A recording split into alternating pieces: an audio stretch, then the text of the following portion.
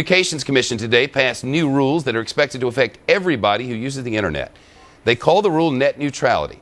Regulations set ground rules for companies that pipe the internet into American homes. One rule prohibits internet providers from playing favorites with one type of service over another, essentially treating all traffic equally. Another would allow companies to manage their networks to tackle congestion as long as they are open about their practices. Supporters say the rules are critical to keeping the internet open and accessible to everybody, and the critics argue the regulation is trying to fix a problem that doesn't exist and that it will only stifle growth and innovation. Let's ask our legal panel. The defense attorney Keith Sullivan is with us, former prosecutor Tom Caniff. The idea behind... What's up, guys? It's good to see you. How you doing, Shep? What's happening, Shep? The thinking is that if you keep the internet all free and Mama wants to open a cookie store online, she can do that because she'll have the same rules that Mrs. Fields has. Mrs. Fields won't have more broadband space, and that's a very simple sort of explanation of it all, but that was the simple thinking of it.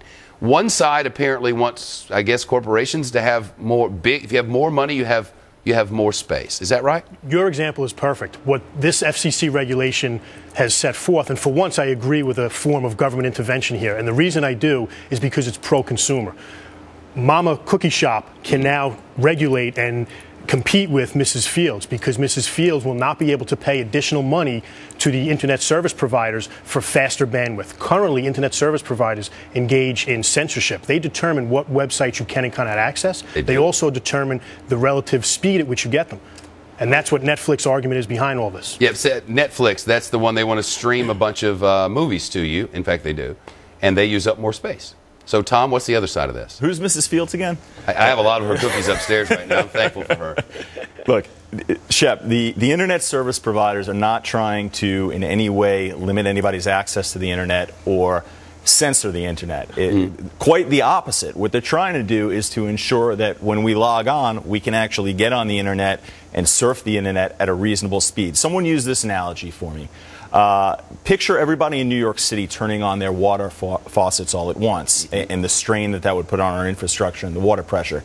It's a very similar situation when you're at home at your computer and you log on to this content, rich content like Netflix, which puts a tremendous strain on the internet itself. Remember, the internet is everybody sharing the same space at the same time and breaking it down into little nanoseconds that none of us understand.